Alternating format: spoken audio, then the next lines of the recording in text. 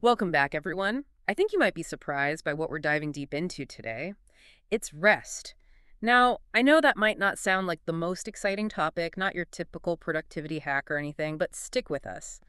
What we found looking at this through both religious teachings and scientific research, well, it's fascinating and honestly could be a game changer for how you approach, well, everything. Yeah, it's pretty amazing how these sources, even coming from such different places, Hmm. end up agreeing on some really important things about rest. Like, one of the sources we looked at goes into these 8 laws of health.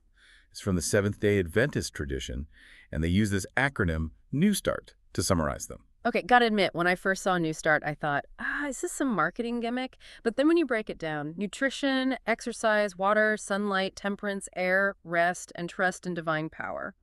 It's actually really holistic. It's not just about sleep, it's this whole way of living. And the wild part is so much of it lines up with like all the wellness stuff that's trendy today. But this was put out there way before wellness was even a word, you know? Yeah, it really makes you think, doesn't it? Like, maybe those folks advocating for rest back then were onto something way ahead of their time. And speaking of rest, that's the R in NEWSTART. But it's way more than just, catching some Z's. It's about really giving your body and your mind the time they need to, like, fully recover and recharge. Oh, I like that. Think about athletes, right? They train hard, but they have to have those rest periods to actually get stronger. Turns out our brains work kind of the same way. That's a great analogy. It's so true. We push ourselves so hard mentally and physically, and then we wonder why we're burned out. Right.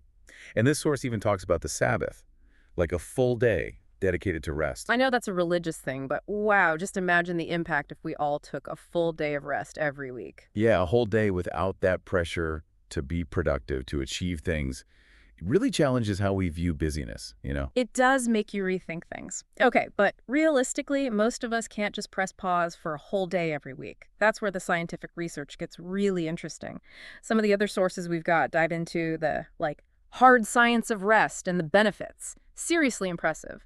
Improved memory, better focus, stronger immune system, even lower risk of chronic diseases.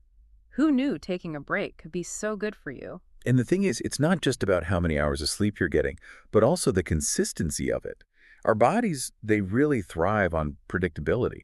So messing with your natural sleep-wake cycle, even if you technically get enough sleep overall, it can really do some damage. So even if I'm getting like 8 hours, but my bedtime is all over the place, that's not good. I have to say, that was news to me. I always thought as long as I hit that magic number, I was fine. Nope, consistency is key. And it all ties back to how rest, it's not just physical, it affects our minds and our emotions too. Mhm. When we're well rested, we handle stress better, we're more emotionally balanced, even our relationships improve. Right. It's like when you're sleep deprived, everything feels so much worse, you know? Exactly.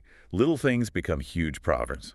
Rest helps us see things more clearly, react more calmly. Now, one of the most fascinating parts of all this is where rest and spirituality kind of overlap. I'll be honest, I always thought of like meditation, prayer, things like that as totally separate from rest. But these sources, they're saying there's a connection. Definitely. When you think about it, practices like prayer or meditation, they help you find that sense of calm, that inner peace. And that can actually lead to better sleep. And there's research to back this up. They found that people with strong faith tend to sleep better. Now, of course, it doesn't mean one causes the other, but it's definitely something to think about. It is. Makes you wonder. Even if you're not religious, maybe cultivating that inner peace, that stillness, is a key to better sleep for everyone. Like you're creating this little sanctuary in your mind, a place to escape from all the noise and demands of everyday life. Exactly. It's about disconnecting from all that and reconnecting with yourself. Which brings us to the big question. How do we actually do this? How do we make rest a priority in a world that's always on?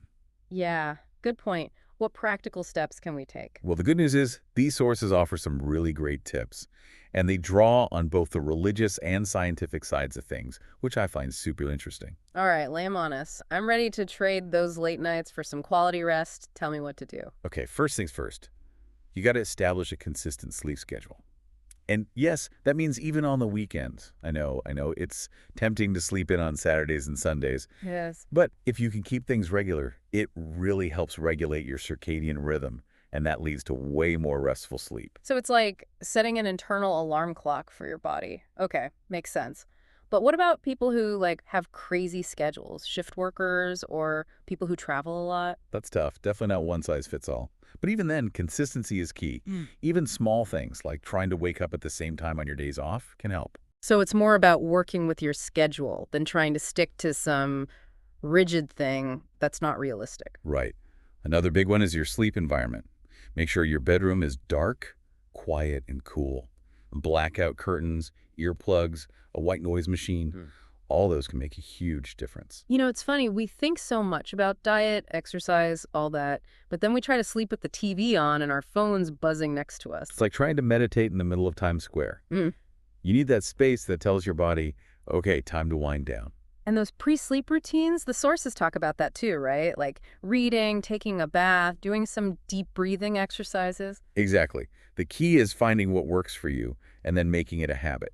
It's that signal to your body that you're switching from go mode to rest mode. And no screens before bed, I'm guessing. Tough, but probably worth it. Totally worth it. That blue light from screens, it messes with your melatonin production. And melatonin is what regulates your sleep-wake cycle. So you're basically telling your brain to stay awake when you're trying to get it to sleep. Oops. Okay, so sleep schedules, sleep environment, pre-sleep routines. Anything else we should know? The most important thing, honestly, is to listen to your body. If you're tired, you probably need more rest, not more coffee. Don't ignore those signals. Easier said than done, right? Especially when everyone's telling you to do more, be more, achieve more. It's hard to slow down. It is. But our bodies are smart. They know what they need. It's about paying attention to those cues. It's like we have to unlearn this whole idea that rest is a weakness or something you only do when you have time left over. Exactly. This deep dive has really shown how vital rest is, not just for our bodies, but for our minds and how we feel, too. Yeah, we've talked about physical health, mental clarity, emotional balance. It's like maybe we've had this whole rest thing wrong all along. It does seem like we've pushed it aside, haven't we? Made it this afterthought instead of something essential. And honestly, we've just scratched the surface here. There's so much more to learn about rest from both the scientific and spiritual angles. So true. And it's not even just about sleep, is it? The sources talked about all these different types of rest. Right. There's physical rest, where you're giving your body a break from being active. Then there's mental rest, stepping away from those mentally draining tasks. And social rest, maybe taking a break from being around people, or just spending time with people who energize you instead of draining you. And then there's sensory rest, where you're like dimming the lights, finding a quiet space, just reducing all that input. Wow, so many kinds of rest. It makes sense, though. Different kinds for different needs. Exactly. It's about finding what works for you and recognizing that what you need might change depending on what's going on in your life. This has been eye-opening, for sure. It's like rest is crucial for pretty much every part of our lives. We've talked about the benefit for physical health, for mental clarity, for our emotional well-being. It's almost like we need a whole new perspective on rest. Yeah, it's like we've been so busy trying to, push forward, always striving for more, that we've forgotten how important it is to just be, to give ourselves permission to pause, to recharge, to just reconnect with ourselves and what really matters. And it's not just about feeling good, though that's definitely a plus. The research actually shows that rest has a huge impact on how well our brains work. Like when we're sleep deprived, we make more mistakes, it's harder to focus, and decisions, forget about it. Absolutely. But on the other hand, when we're well rested, our creativity goes up, we solve problems better, and we actually get more done. It's like rest clears out the mental cobwebs and lets our minds really fire on all cylinders. So if you want to, perform better at work, be a better parent, or even just handle everyday life Yeah. without losing it, maybe prioritizing rest is the best thing you can do. It's not some magical cure-all, of course, but it's a fundamental piece of the puzzle.